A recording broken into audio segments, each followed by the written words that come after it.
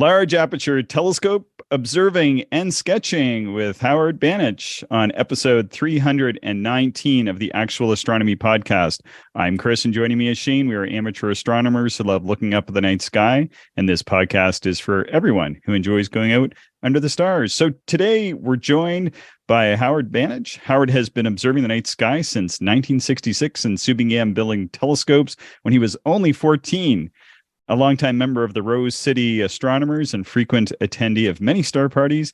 And for those of us who subscribed to Sky and Telescope magazine or Amateur Astronomy magazine back in the day, we know Howard as a passionate writer, observer, and sketcher. In our correspondence, I found that Howard is like many of us, as he is always seeking out new targets and new ways of appreciating the night sky we all love.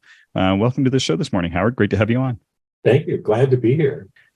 First, a little bit of a thank you. We appreciate you allowing us to use your sketch for the M51 show that we did with Alistair Ling recently. It was really great. Thank you so much for sending. Oh yeah, my pleasure. There's a story with that sketch that is kind of a pretty big part of my amateur astronomy career. The long story short, in 2009, about this time in 2009, this time of year, I was at a RCA star party. It's in Central Oregon, and the night was partly cloudy, but the sky in between the clouds was spectacularly clear and transparent. And I had a view of M51 that, with my 28-inch telescope, which I have never equaled since.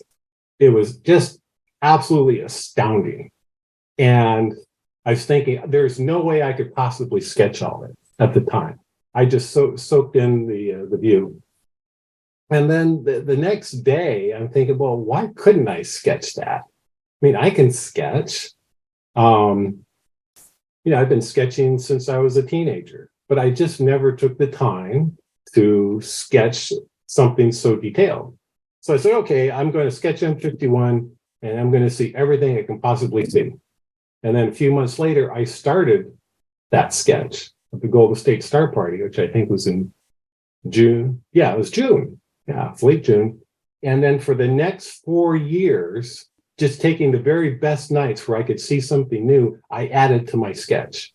And that's what I have now. I've added a little bit here and there, but I think I've pretty much seen everything I can see. Actually, I have seen everything I can see with 28-inch because I don't have that scope anymore, which is another story. The fine print. Yeah, the fine print.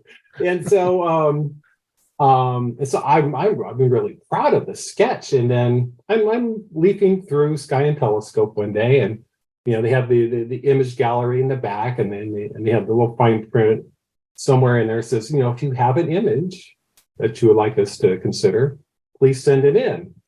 And I'm looking at my sketch and I'm thinking, well, that's an image. That's just a drawn image. And so I sent it in. And, I had no hopes that they would actually publish it. But months go by, I forget about it. And, if I do remember it, it's like, oh, well, we're just not going to use it. And then one day I get an email from Tony Flanders at Sky and Telescope saying, oh, we really like your sketch. Would you consider writing an observing article about it? I was like, what? Me? You want me to write an article for Sky and Telescope? They said, no guarantees we'll publish it, but we'd really appreciate it if you'd send us something that we could look at. Well, and so I did, and that was my first article. I think it was in the June 2011 issue. And so that's how I got started writing for Sky and Telescope, was because of that one night in March 2009, when I had that awesome view of M51. Yeah, that sketch is incredible. The first time I saw that, it was hard to believe that was a sketch. But, after you explaining here, 4 years of additions and things, what a great method, and the result speaks for itself. It's just truly incredible. Well, thank you. And I stayed with that technique. So all the sketches you see with my articles that are published, were made that way over at least several nights. Maybe not over 4 years, but I think that's a record so far. No, actually not. M33 is the record so far, but that's another story. So there's I think of it as high resolution sketching, because kind of like astrophotographers, there's you're taking a lot of images, a lot of exposures, and you're keeping the best ones that you stack. So I'm just keeping the best observations and adding it to the sketch. It's kind of the same idea. Yeah. There are a lot of parallels there, other than the technology being used, I guess. Yes, the old-fashioned technology for sure, and mine is very inexpensive. Paper and a pencil and an eraser. Yeah, that's a little cheaper than an astrophotography setup. Yeah, for sure. Oh yeah, it is. It really. But I just enjoy it. I get so much satisfaction, being at the eyepiece and marking down what I'm seeing. I have sketches that go back to 1974, and I look at those and that night just comes back to me, and it's my notes and sketches are my greatest physical treasure. Wow. Yeah, that's a great way of putting it. Question two about your sketching process is after you're done at the eyepiece and say it's the next day, are you kind of refining the sketch during the day, or is it 100% at the telescope? Oh, there's a lot of refining the next day. Now, at the eyepiece at night, I got my red light, adjustable red light on there, very, very dim. And I'm looking at my sketch and I'm thinking, this is a masterpiece. I won't need to do anything to this. But I also know that, in the light of day, I'll see pencil lines all over the place, fingerprint smudges. My stars will be little lines instead of being round dots. And so I clean that up. The whole idea for the sketch is to have a visual record of what I actually saw. So I clean it up to be truer to what I saw. And so that's why I do it the very next morning, because visual memory starts to fade for fine details after more than a day. Well, last night I was observing double stars exclusively in the backyard. And the one thing I forgot to bring out with me was my pen and pad of paper to record my observations. And I was lazy and thought, I'm just observing doubles. I'll remember what I saw. And when I went inside after observing and was typing out my observation notes, to the point of memory not being a great record, I was like, well, was that pair the colorful pair, or was that the closed pair? Yeah. And it doesn't take long to start missing some of that detail in your memory. So lesson learned, I won't be lazy next time. There you go. Yeah. Speaking of memory, there was something that I happened upon, Howard, when you and I were communicating leading up to the show, and I'd gone back into our emails because I was making sure that I put in certain things that we'd been chatting about. And I found an email exchange between us back in 2011 on M51, which really surprised me because I'd completely forgotten about this. And back in 2011, Shane and I had done our first podcast, and one of our first episodes was on M51. And I ended up sending you the show notes from one of our first podcasts. I'll confess, I don't remember that. But if I had my old emails saved, which from that time, which are long gone now, I'm sure I saved a copy of that as well. Amateur astronomy is a pretty compact group of human beings on this planet, so we're bound to run into each other. It's so true. What I've found interesting, particularly, I don't know, maybe Chris, within the last 6 months or so, we've had a number of different guests on the podcast to chat, and it's just a web of connection and it just one guest leads to two more, it seems. So certainly the community is very well interconnected. Oh yeah, I have a short list of people I'd recommend you guys to interview too. We already did one. We had Dale Eason on. I know, yeah, Dale. Yeah, I got more. Anyway, we could do that sometime later. But anyway, yeah, and it's really like, okay, like tomorrow afternoon, I'm giving a presentation to an astronomy club in Mexico City. Wow. The guy who runs it is he saw my latest article in Sky and Telescope, and I think it's like last Tuesday. He said, "Oh, could you give us a presentation this coming Monday?" He's like, "Oh, okay." I said, "Oh, sure, I'd be happy to. What about?" He says, "Anything about galaxies. Anything about galaxies." Okay, so I'm coming up with a presentation and made good progress on it. But it's like, okay, this is random person from Mexico City. This is going to be great. I mean, he sent a picture of their club, and it was like 30 people, and I can't wait to get on Zoom and to see everybody and to talk to them. But he's going to have to translate what I say, so that's going to be an interesting experience. But just this web of interconnection. I have a good friend. He lives in Argentina, and wonderful, very talented amateur astronomer. And there would be no way that we would have connected without amateur astronomy. I mean, it just wouldn't happen.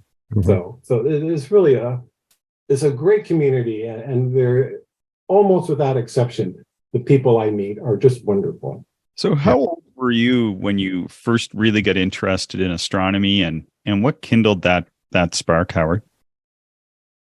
Well, the event that kindled it was my first view of Saturn when I was 11.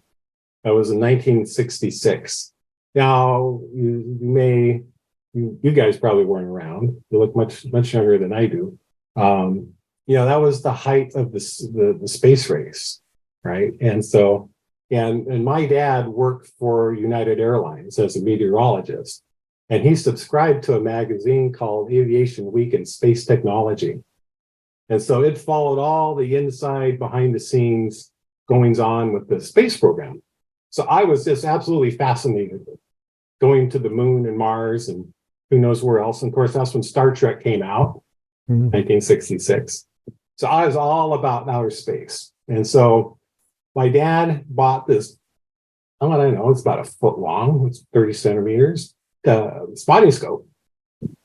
And it was the shakiest, wobbliest. I think it had maybe a 25 millimeter lens on it. And it was just this really cheap thing. But we had this deck, and we lived in Colorado, and we had this beautiful view of the Rocky Mountains. And one evening we had a barbecue, and it's getting late and the sky's getting dark, and there's this single bright star hanging just over the Rocky Mountains. And so I said, I'm going to point this little telescope at that. Look at that star. Well, it turned out to be Saturn. And it was the teeniest little image you could possibly imagine, but I could see the rings. I was just electrified. And from that moment, I transformed from being a kid interested in everything about space to being an amateur astronomer. It was just one of those moments that was a real turning point for me. Yeah, my first view through a telescope was also Saturn, and up until that point, I had an interest in space, and at that point, I had a very keen interest in observing. And in talking to a lot of other folks, Saturn is the one that seems to really, be that first memory. Yeah, that's what I hear from a majority of people. Yeah.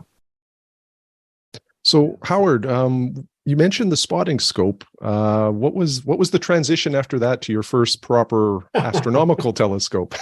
Well, yeah, I've always thought I've led this boring life, but it turns out I have some interesting stories. Not long after that first view of Saturn with that really terrible spotting scope, our house was robbed. Oh. And one of the things that was taken was that terrible telescope, which I didn't miss. But part of the insurance settlement my parents got, my dad came home with a 3-inch Tasco f/15 refractor. Nice. And I was like, whoa, this is a whole different league now. I got a real telescope. And so I used the heck out of that thing. But the limitations of the 3, and it wasn't that. I mean, at f/15, it still had an enormous amount of chromatic aberration. Mm-hmm. So the lens wasn't very good. I mean, it's very possible to make a crappy f/15 telescope, and Tasco succeeded in that. But anyway, so I wanted a better view, and we were getting Edmund Scientific catalogs in the mail every so often, and in the back they had all the stuff for amateur telescopes and telescope making. And so I would read that because I couldn't. There's no way my parents would spring to buy a telescope like they were selling. But a kit for making an 8-inch mirror costs $35. And I managed that. And so I thought, okay, I convinced myself I could do it.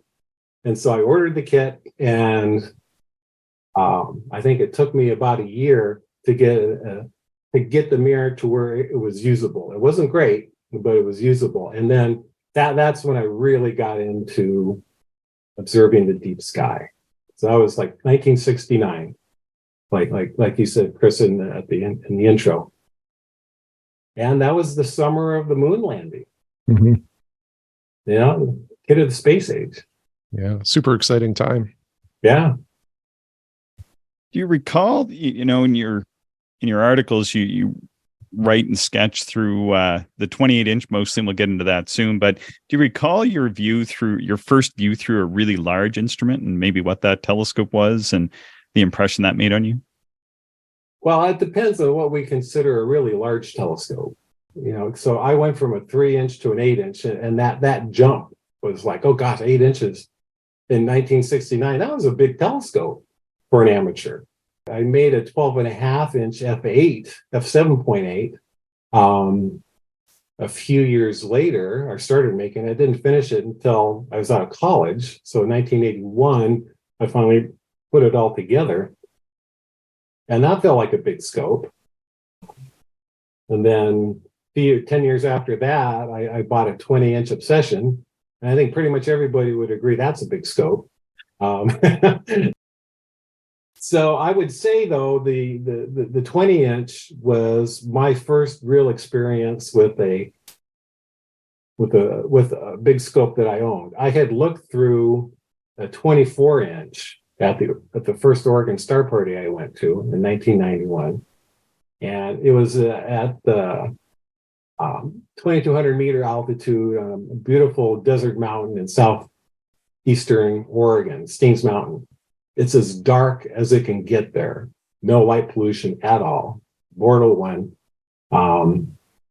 And seeing what the Veil Nebula looked like was just a revelation to me. It's like, holy cow, you can see it this well with the scope this size. And that's one of those sights that I'll never forget. Speaking of sites, I'm curious, and I read some of your biographical details. I sort of know the answer to this, but what has been the largest telescope you've observed through so far, and what did you look at through that instrument? Well, the largest telescope I've been fortunate enough to look through is actually the 90-inch Bach telescope at Kitt Peak. A friend of mine got together a group of 10 people. And so we all had to pitch in $300. This is in 2011, 2012. And because it isn't the sort of thing that they do. This guy happened to know the observatory director. And so we got a special deal. So for $300, it's like, yeah, I'm in. We looked at a variety things that one night. It was one of those experiences that is just like off the charts for amateur astronomy. It was way off the charts. Okay, first of all, the 90-inch Bach. Okay, it's like what, 40 years old now, and this thing is as big as a school bus. And so when you're looking through the eyepiece, you're underneath this thing. And the mass of it is just kind of like, gosh, I hope the mountain doesn't decide to fail right now while I'm looking through it. But it's just this enormous telescope. Oh my gosh. And two observations really stand out. The first, which is something that probably never to be repeated. A friend of mine, Dan Gray, he's the guy who starts it and owns Sidereal Technology. They're string telescopes. I think yeah. he invented string telescopes too. That's right. He put together he called it a chopper. It's basically a rotating shutter. And he programmed it to rotate just slightly slower than the rate that the pulsar in the center of the Crab Nebula pulses. And the idea was that if you could get the spin rate just right, when we're looking at that in that big telescope, we might be able to see the pulsar, brighten and fade as the shutter is going around. And that's exactly what it did. Wow. It was wow. We're seeing a pulsar, a neutron star in action. Oh my gosh. I was the first to look out of the 10 of us, and I was going nuts. And Dan was just standing right next to me. He had to push me off the chair. He said, I gotta see this. I mean, everyone was going nuts. I mean, it was incredible. Wow. And then the other observation, at least for me, that was I think about all the time, was of M51, our old friend M51. Yeah, if you take the photo of M51 taken by the Hubble and you remove the color, that's what we saw. I remember thinking, and I'm looking at this, and I said, Lord Ross, eat your heart out. This is the view of M51 everyone wants to see. Oh my gosh. Yeah, Well, 90 inches of aperture on top of a 8,000-foot mountain is the way to go. Yeah, you kind of have me wanting that now. I'm not sure how attainable it is, but I came home thinking, and I got to go back and look through my dinky little 28-inch now. How's that going to work? What was the field of view like on that? Was it a pretty small field of view, or the what is it? NGC 5194, the main disk of the whirlpool. Okay, yeah. All right. The big part. Oh, the big part there. The big part, the spiral arms. That just barely fit in the field of view. And we brought along 31 Nagler for that view. And that just barely fit in. Wow. Mm-hmm. It's very small. Right, they could put an optical eyepiece on that. Typically, telescopes of that size aren't configured to take an optical eyepiece. No, this one evidently was made long enough ago to where they had a visual back. And after we observed, and we're getting kind of a little tour around inside the observatory, in the light of day, somebody opened up a cabinet, and there's all these eyepieces made especially for. I mean, they're gargantuan eyepieces. Yeah. But yeah. But none of them would have given us the field of view that the 31 Nagler had. Yeah. What else did you look at? You looked at the Crab Nebula and Pulsar, M51. Oh, a bunch of things. Let me think back. We looked at the Ring Nebula. There's lots of stars you can see through the Ring Nebula with that aperture. I was surprised, though, we didn't see any color. Yeah, I've seen color, some very nice color in my 28-inch on a really good night. So I was surprised we didn't see any color. We looked at the Sombrero, which was wonderful. We looked at oh gosh, we looked at the center of the Hercules galaxy cluster. Oh, wow. Oh man. So the small, that cluster of galaxies has a higher proportion of spirals in it than most, as it turns out. And there they were. Okay, there's all these little spirals. It's not like, oh, I can just barely make it out. No, it's like, okay, that's a spiral galaxy. Oh my gosh. Wow, that must truly have been a session where you just did not want the sun to rise. No, not at all. And all during this, the telescope's in a big dome, of course. All during this, the wind outside is howling. So as the wind is whipping around the outside of the dome, and then the dome slit, around the slit, it was making the sound like we're in a ship at sea during a big storm. And I mean, it just gave it a whole dramatic feel to it as well.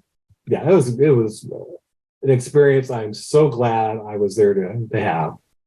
Yeah, it was a wonderful thing, and it made me feel so glad to be alive. That's definitely for sure. How long was the session? Was it like an all-night session or a couple hours? All night. It was all night. Yeah. Yeah, we put together a list. I mean, we looked at a bunch of stuff. I'm just not remembering. And so I put this list together, and I put the RA and deck for all these objects. And we gave it to the telescope operator, who's back in the little control center behind the window. The list was ordered by Right Ascension. So, as the night went on, things would be appropriately placed in the sky. And that telescope, I mean, it just bang. The go-tos are just bang on. Every object is right in the center. It's like, wow. That's impressive for a bus-sized telescope. So you mentioned your 28-inch scope a few times. That's the scope that you wrote many articles using, where you did some sketches, and then they were published in and amongst your written words in Sky and Telescope and some other publications. Can you talk a little bit about the background, design, and the first views through that instrument, and maybe sort of transition into where you are now with that? Yeah. Well, that 28-inch came about through my friendship with Tom Osipowski of Equatorial Platforms. And because when I first got my 20-inch, I contacted him about making, if I could buy the drive components of his Equatorial Platforms so I could make my own platform. He said, oh, sure. So we got to be friends during it all, and years go by. And he said, hey, there's this guy down in Southern California, Steve Kennedy, who's just getting ready to start making some 28-inch mirrors. And this is in 2003. And so I'm thinking, well, that sounds great, but I don't have the money to go buy a 28-inch mirror, no matter who makes it. But I had a chance to look through Tom's 24-inch telescope with a mirror made by Steve, and it was outstanding. It's like, wow, this is way better than my 20-inch, and I thought the 20-inch was really good. A few months go by, and unexpectedly, I get a bonus at work that would just about cover the cost of that 28-inch mirror. So I talked to my wife, and Judy, as she always has, says, honey, you go for it. And so I did, and I built that at exactly the right time. As it turns out, just as I was finishing my design on the computer, Dan calls me up and says, hey, Howard, could I talk you into being a beta tester for my new Altaz drive? He didn't even have a name for his company yet, Sidereal Technology. And so he said, I've made 2 units, and because Dan had a 28-inch, which is a string telescope, which he still has. And it worked great on his. And I said, okay, I'm going to redesign my 28-inch so I can use his drive on my scope. And so that's the way I built it. So to do that, I took elements of Tom Osipowski's Spica Eyes telescopes and elements of Dan's 28-inch string telescope and mushed those together to come up with my design. And so my first use of that scope was at the 2004, this is the Shingletown Star Party. This is the Star Party in Northern California that preceded Golden State. And this was held on this crazy place. It was an abandoned airstrip, private airstrip. And you would think, oh, that'd be on a really nice level piece of ground. Oh no. I mean, this airstrip went uphill. So there was no flat spots. Everything was at a pretty good angle. But anyway, using it there for the first time, it's like, wow, okay, this is a big upgrade from the 20 in terms of the detail and the brightness of objects. So from that point on, I was gung ho all the way. So what kind of design did that telescope have, and are you carrying that forward to a new instrument? The design, if you go to equatorialplatforms.com, it's Tom Ossipowski's website, and look at his Spica Eyes telescope design, and my 28-inch was almost exactly like that. Because one of the things that has been really great with Tom is that over the years, we've been exchanging ideas back and forth. He makes something, I go, oh, that's cool. So now I could take that idea and give it a little twist so we could do this with it. And then he would see that and he'd go back and forth and back and forth. And so what ended up happening was that, his first generation of Spica Eyes was built to be on his equatorial platforms. Then I built my telescope, which is basically exactly like the optical tube assembly of the Spica Eyes, but I have a variation of Dan Gray's Alt-Az base. But because it's made out of rectangular aluminum tubing, for the rocker, I left that tubing open so I could put 2x4s in there and make a wheelbarrow. But so I could just slide them in, so I wouldn't have to screw things onto the side like you see a lot of telescopes. And so at that first Shingletown Star Party where I had it out, Steve Kennedy was there and he saw that and he says, hey, Tom, make me a telescope just like Howard's.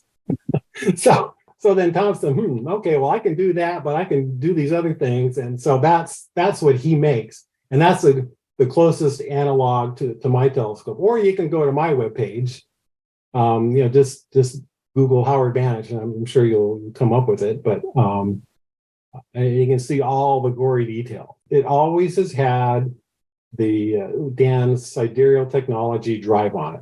I have the second unit that he made. He has the first one in his 28, and I have the second one.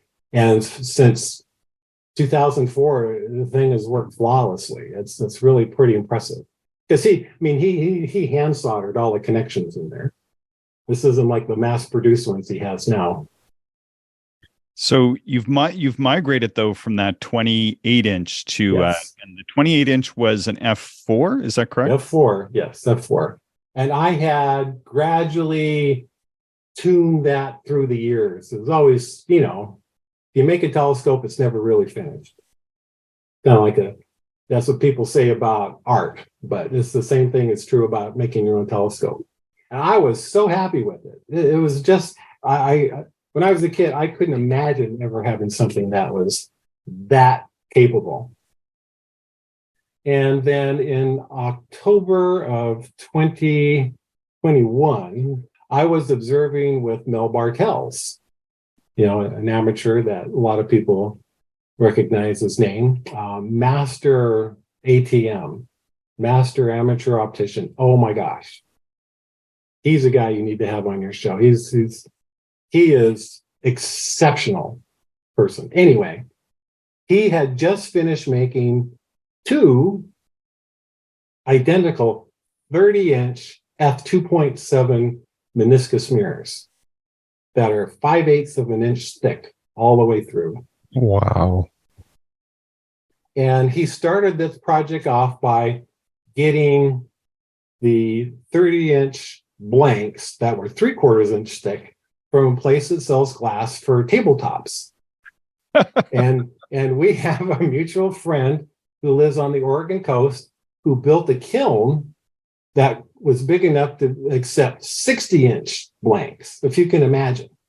Yeah. You know, 6 feet, almost 6 feet. Well, I guess that's 5 feet, really. Anyway, he built a slumping mold.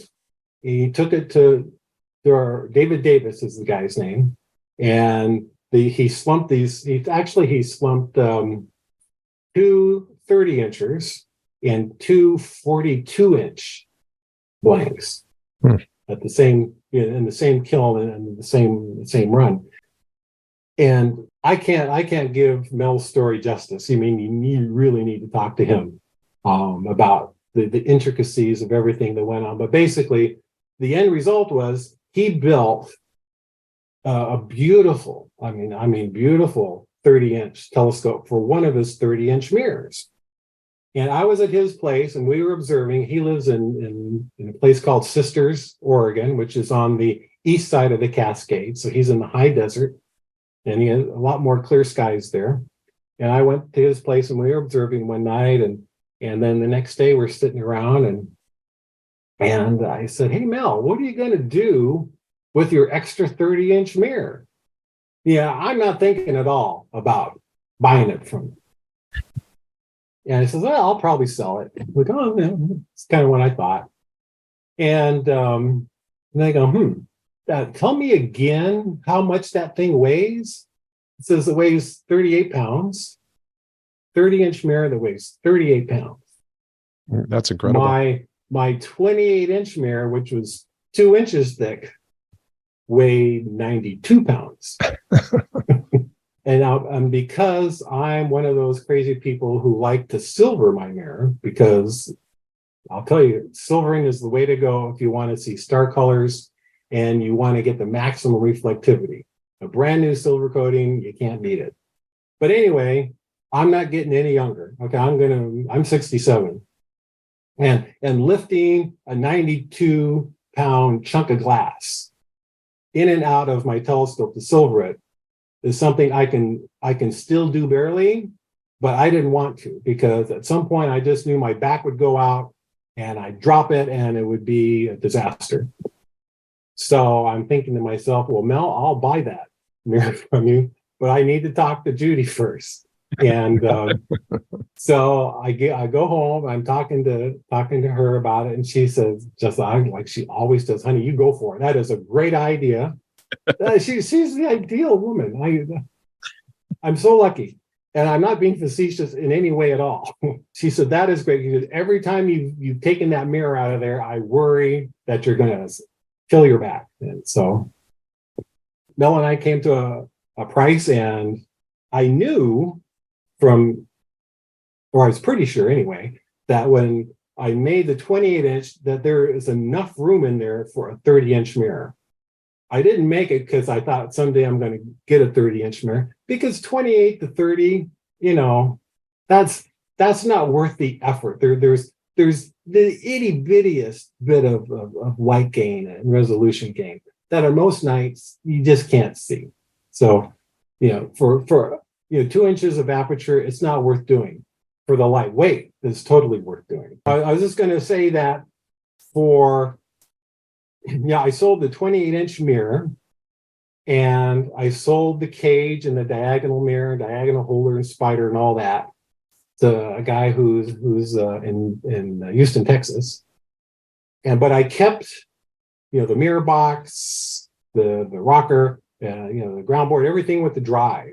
And even, it turns out, my mirror cell, by some cosmic coincidence, the support points were exactly the same, well, within 1/10 of an inch anyway, of what Mel had calculated using the online program Plop. That would be perfect for these 30-inch meniscus mirrors. So I didn't even need to make a new cell. It was meant to be. It was meant to be, yes. Yeah, so all of last winter and spring, I worked on this and got it going in last May, almost a year ago. And it's been like any telescope project, there's it's never done the first time it's put together. And so I've been refining it and getting used to using a meniscus mirror, because it's different than a really thick mirror. As these mirrors cool, their optical shape can change quite dramatically. And with the use of a fan in the back, very quickly that mirror can be adjusted to perfection. Imagine a nearly perfect 30-inch f2.7 30-inch telescope on a really good night, and holy smoly, and being able to tune it. Because one of the things that with my 20-inch mirror, I had fans on it, but because it was such a thick chunk of glass that very rarely would the mirror ever reach equilibrium. The meniscus mirror can reach equilibrium really quickly. And so that's been a really wonderful side benefit. Plus it has, with my lowest power eyepiece, I can get 1.1 degree true field, which for a 30-inch telescope, that's pretty remarkable. Oh yeah, that sounds incredible. Oh yeah, it can fit the double cluster into that field of view very nicely. Wow. It's oh boy, yeah. So I'm just over the moon on this. It's been as a tough, like most things, this has been totally unexpected. If I had tried to plan any of this out, yeah, right. That's not the way life goes. Yeah. One of the things that fascinates me, Howard, about amateur telescope makers is the removal of all constraints and the creativity, and just like building something that not only is incredibly functional, but just like a 30-inch f2.7 just blows my mind. Yeah, me too. And a 30, what did you say, a 38 or 39-pound mirror is just like, wow. Yeah. I can't believe it. It's unbelievable. It's like a big contact lens. And another funny thing about going from the 28 to the 30, because this is so much shorter, just 2.5 feet shorter.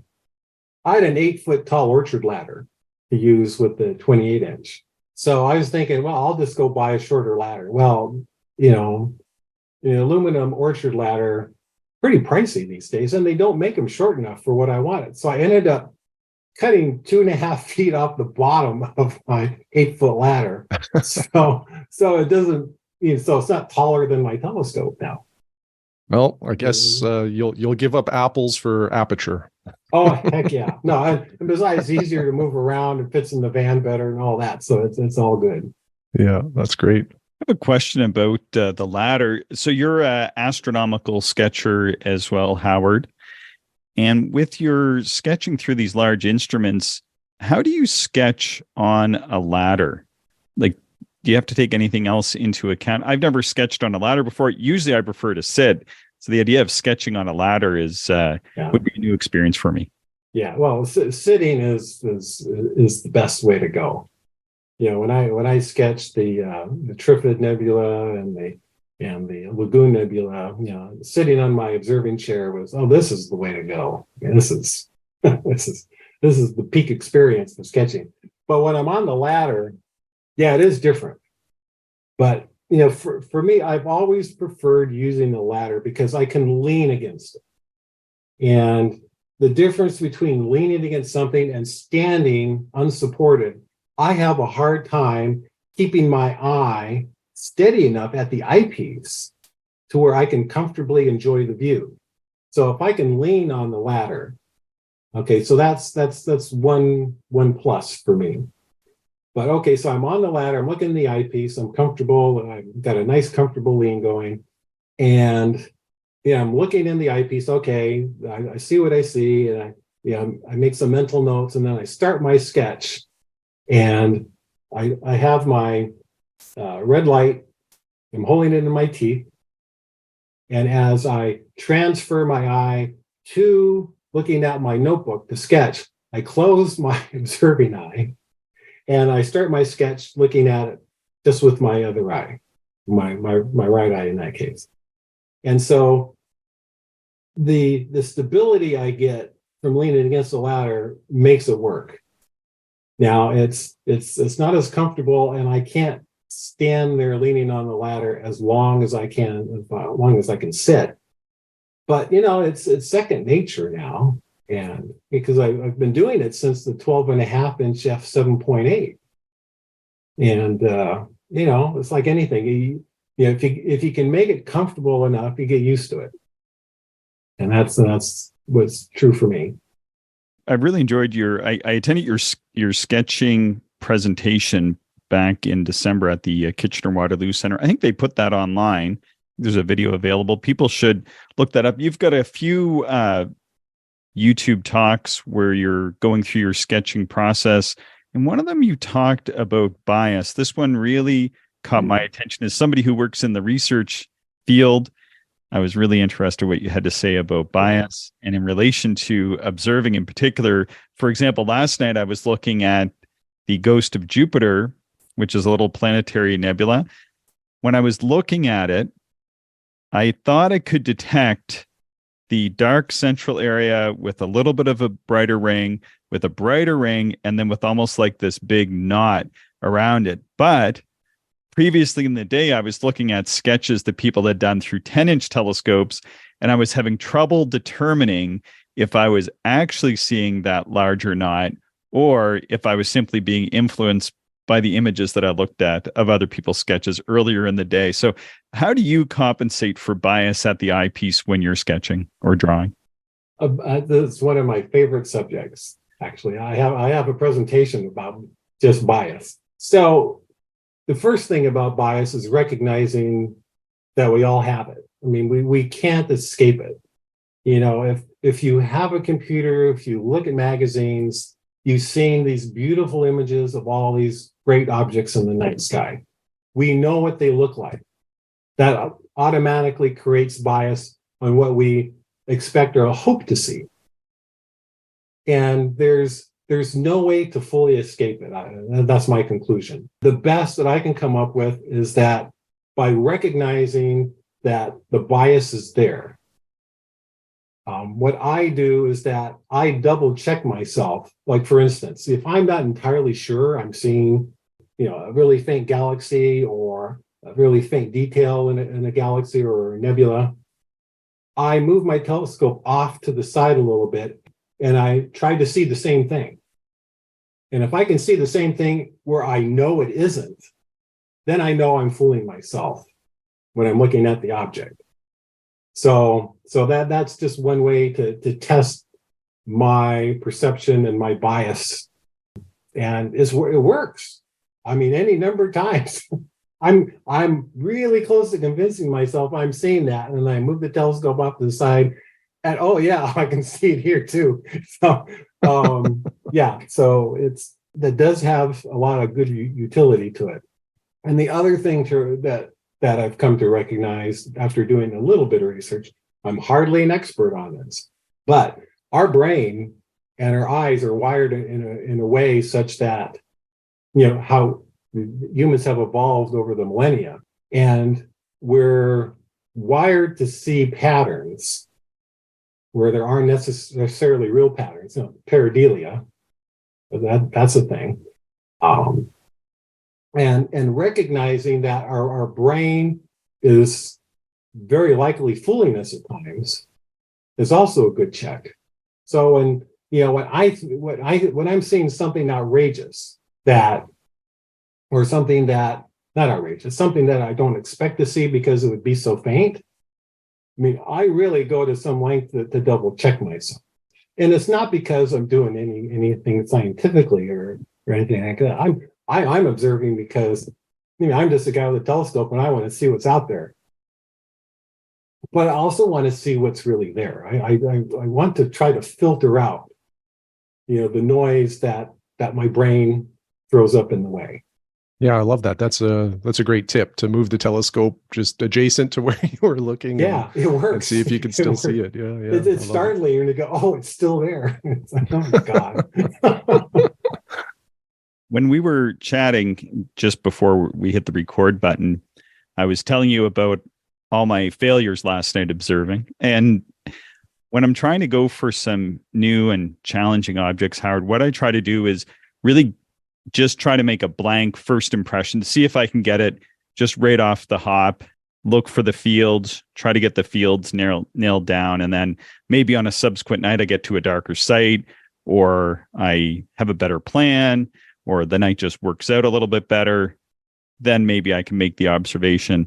How do you plan for your really difficult observations and doing some of these fantastic sketches? Well, there's a number of ways. I don't have one method to plan a night of observing. I have a number of articles scheduled for future dates at Sky and Telescope. And so if I don't have enough sketches to pull together something that I think is good enough to be printed, I prioritize observing that object as much as I can. And frankly, and that has really spurred me on to make observations that I normally wouldn't go to the trouble to do. And so it's been a real motivating factor. Like, for instance, well, I need to see, the Veil Nebula in the dark sky, but it's April. Okay, well, it's up, but it comes up in the very early morning. And so, in my sky here at home, that puts it right over the Portland Light Dome. So, okay, I drive out to Central Oregon, someplace super dark by myself, which I wouldn't normally do, and I get the best views of the Veil Nebula I have ever had. Okay, so that wouldn't have happened otherwise. But mostly, I have my trusty Sky Atlas 2000, and I have gone through it and I have circled all the objects I want to see, and when I see them, I give them a little check mark. And so, like, I have all of the ARP galaxies. I have all the ARP galaxies and a bunch of really faint planetaries, able planetaries. And so that is a long list of really challenging objects to track down, which I still have a long way to go on. Because I used to, back in the 90s, I was all about the Astronomical League of Observing lists, the Messier list, the Herschel 400, the Herschel 2, all these objects. And what I caught myself doing is that I want to see 20 objects tonight to get through this list. Mm-hmm. Check. And what I was doing is that I was seeing the objects, but I wasn't observing them. Mm-hmm. I didn't even sketch them for the most part. So I said, okay, well, this is a terrible way to observe. And so I need to slow down, and anything I'm going to observe, I'm going to spend some time on to see what I can see. Sketch it. That's the best way to see as much as you can see. The act of sketching automatically focuses your attention on the object because you're paying attention. And so just doing that is like the best observing aid you can possibly have right there. So I just slowed it down. And so just having everything marked on my Sky Atlas 2000 has been a way I don't necessarily have to plan in advance because I've already done that. If there's something new I want to see, I'll plot it either on the Sky Atlas or on my Interstellar Atlas, which is great. I use them both. And so, I usually just have one or two main things I want to see each night. But my one personal rule is to observe one new object, at least one new object every night. Yeah, that's my informal rule for observing. We're getting towards the end here, Howard. I just want to ask you one final question from my side of things before I turn it back over to Shane. And that is, what is one object that you have left to observe that you really want to observe? What's one thing you really want to get the 30-inch pointed at and get a sketch down of that you haven't seen yet? Oh, bunches. But the top of the list would be NGC 1365. That beautiful barred spiral galaxy in Fornax. It's in the Fornax galaxy cluster. This is the prototypical barred spiral. Yeah. And I've seen it, but it's just right on the horizon here. I want to see that when it's up near the zenith, and to really be able to get a good look at that. That would be the top of my list right there. Plus, there's a million southern hemisphere objects. I'd like to see the Tarantula Nebula. That would be awesome. But yeah, 1365 would be the first thing I would point the telescope at if it's high up in the sky. Well, thanks so much for being on today, Howard. Shane, do you have any other further comments or questions before we end? This is great, Howard. Really enjoyed it. Thank you very much for talking to us today. Whenever we talk to big aperture observers, it's just fascinating for me because my largest telescope right now is 4 inches, and I love hearing about what you're able to see and the detail. And then on top of that, like I mentioned earlier, is just the amateur telescope making is fascinating to hear what's possible and the creativity that goes on. So just thank you very much. Really enjoyed it. Oh, my pleasure. It was great talking to you guys and seeing your faces too. This is great. I got to get that in writing. Thank you so much, Howard.